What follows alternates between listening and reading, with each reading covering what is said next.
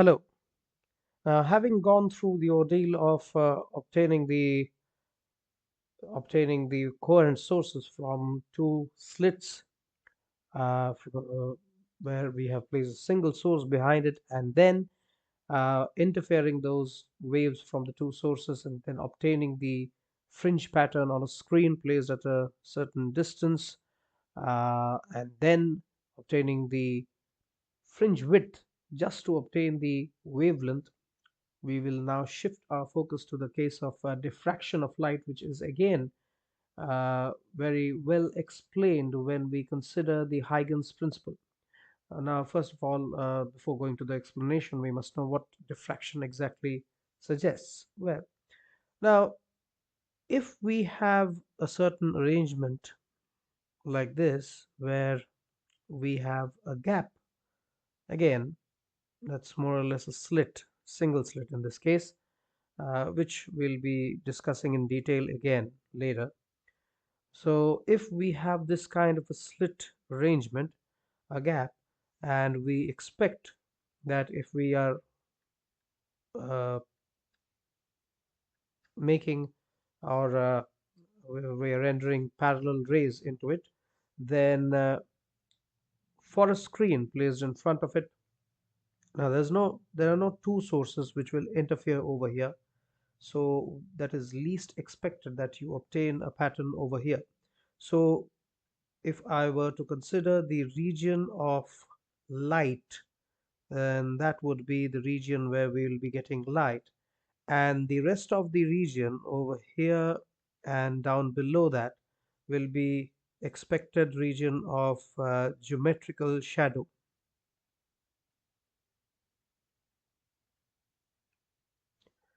Geometrical shadow, more or less the shadow. So that's pretty much expected in those regions. However, what we will achieve in this case is something pretty unusual and unexpected.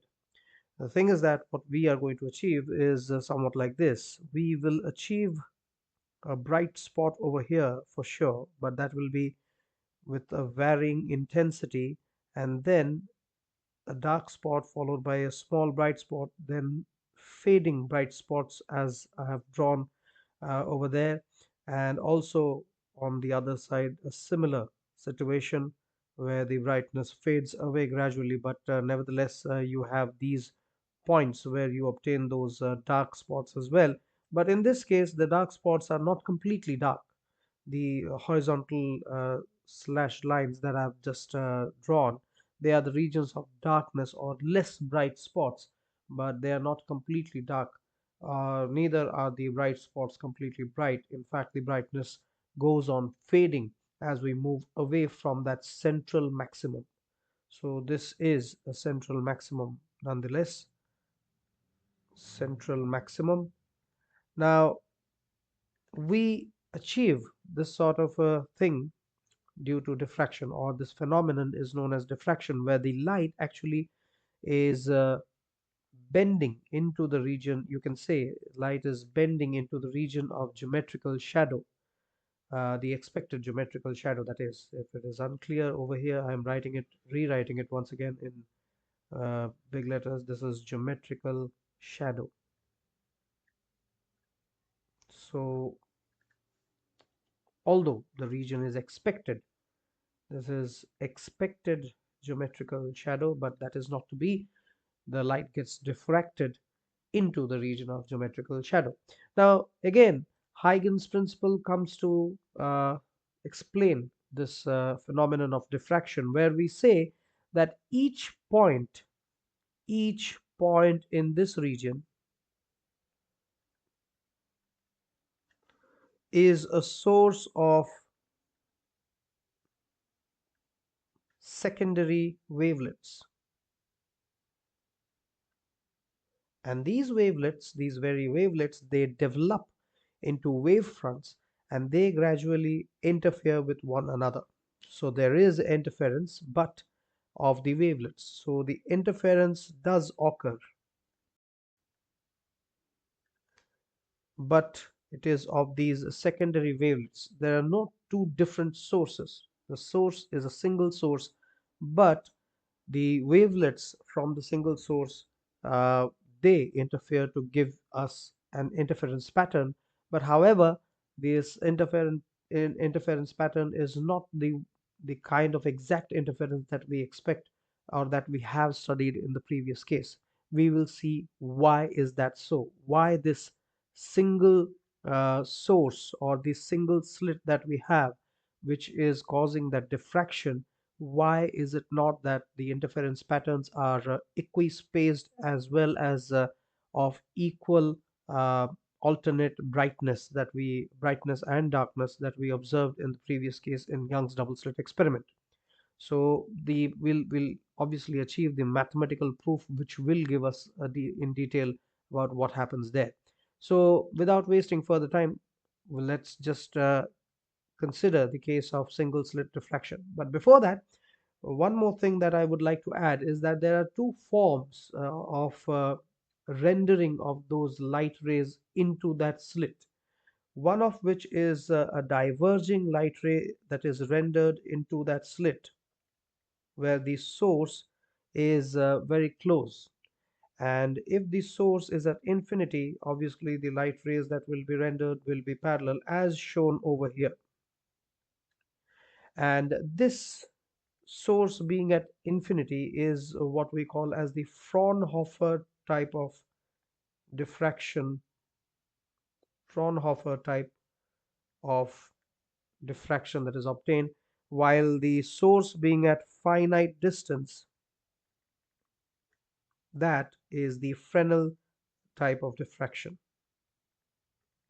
Now we'll be discussing only the Fraunhofer type as of now, as far as the syllabus is concerned. So the Fraunhofer type of diffraction uh, has the condition of parallel rays being rendered into that slit, which gets diffracted. Now, mind you, there's one more thing that you must know is that diffraction can only occur because I said that this is already a slit. You cannot have a huge gap in order to achieve a diffraction pattern because because the reason that's to be discussed as we obtain the mathematical expression for it, which will be pretty easier to explain in that case. So we'll keep it to that, but as of now we must know that the diffraction requires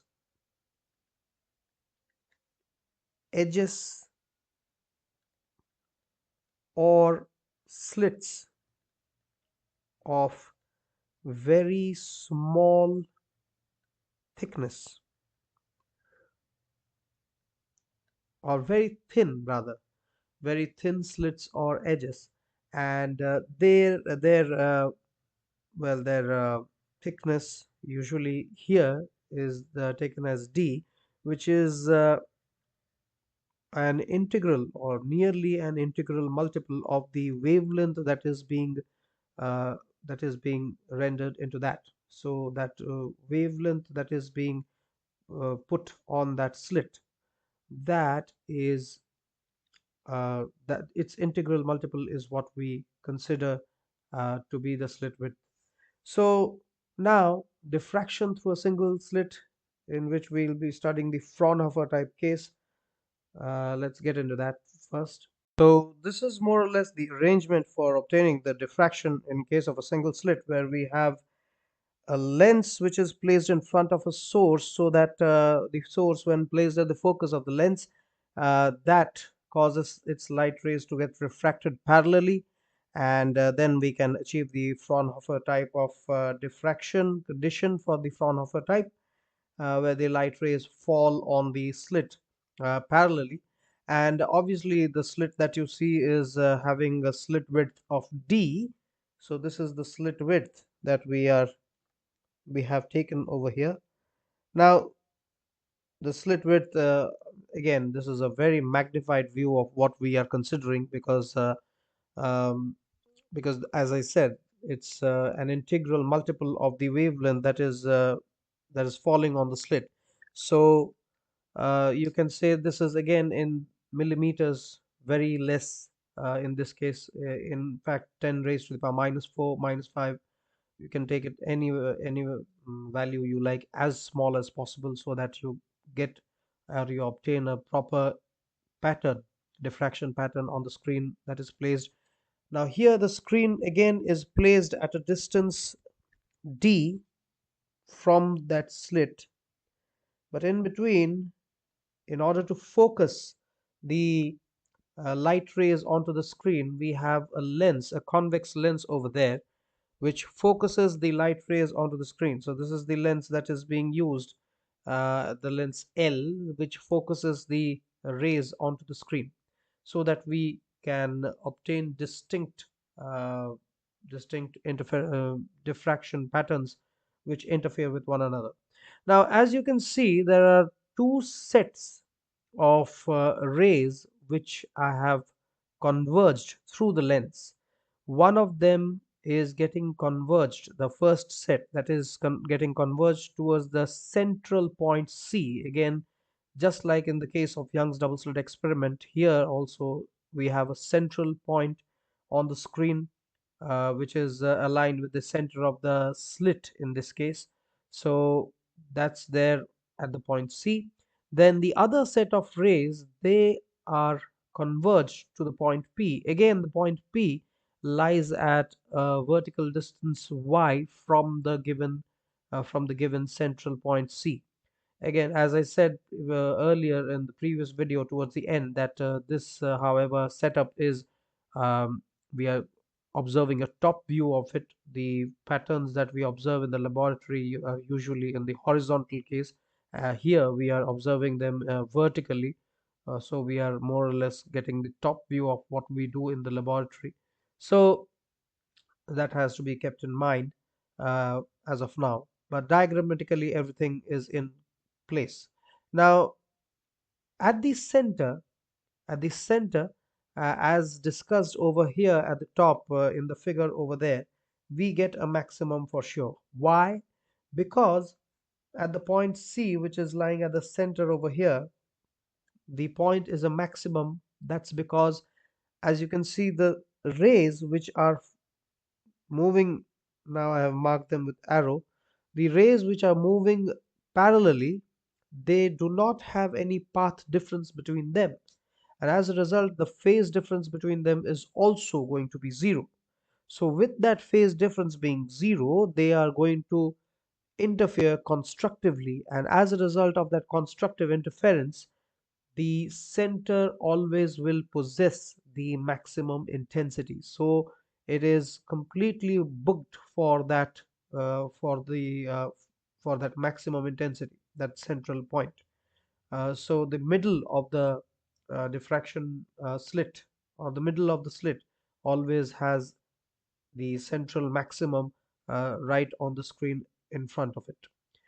But the other points, so here you can determine an exact central maximum, rather than the case of Young's double slit, where I said in the previous video that it's hard to determine which one exactly is in front of you, exactly at the center, because the maximums have the same intensity. But here the only the central maximum has the maximum intensity, and the rest of the maximum, well, their intensity goes on decreasing, gradually fading away towards the edge of that pattern, as I have discussed at the top there.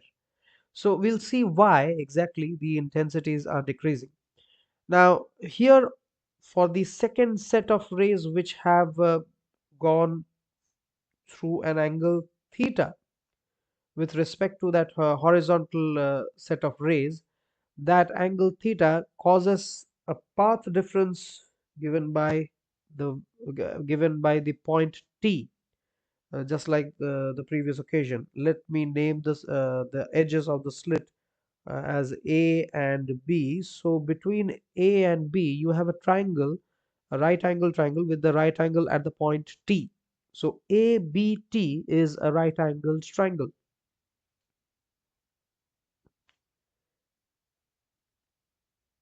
where AB now is the hypotenuse, which is equal to D, and you have the right angle over here, and this is the point T, of course, and here, therefore, you have the path difference x, and that is due to this angle through which the rays are moving, or maybe you can consider the wave fronts interference is going to be determined uh, by that angular difference between them, also the path difference between them. We will be discussing a uh, detailed topic about this path difference uh, in the next section, which of course will be in the next video, because I'll be keeping this video short, so that you can absorb the knowledge one at a time. So, but let's just obtain the value of this path difference over here, that is xx here from that triangle. As you can see, is going to be the perpendicular, and the perpendicular over the hypotenuse is going to give me sine of that angle. So what we get is the value of the path difference in this case is d times of sine theta, d being the slit width, of course. So now we have the path difference in terms of the slit width. Now you know that this path difference, as it determines whether we are going to get a maximum or minimum intensity, that depends on the slit width. Now for a finer slit width, obviously the path difference is going to be very small, and therefore you are going to achieve the kind of result that we are. The lesser the path difference, of course, uh, we are going to relate that to the wavelength as well, because you are going to observe the condition for maximum and minimum where the path difference is related to the wavelength, just like the case where the path difference was related to the even multiple of the half of the wavelength for maximum, and odd multiple of half of the wavelength for minimum, in case of Young's double slit experiment. In that case, the case being interference. Here, in case of diffraction as well, it will be related to the wavelength. So this value of d has to be nearly equal to that, or rather an integral multiple of that wavelength, so that we achieve the results that we expect. So that's all from this video. We'll be discussing the next part about this single slit diffraction pattern in the upcoming video, and also we'll be giving an outline of the difference between the diffraction and interference phenomenon. But that's all for the next that's all there for the next video. Till then, thank you for watching.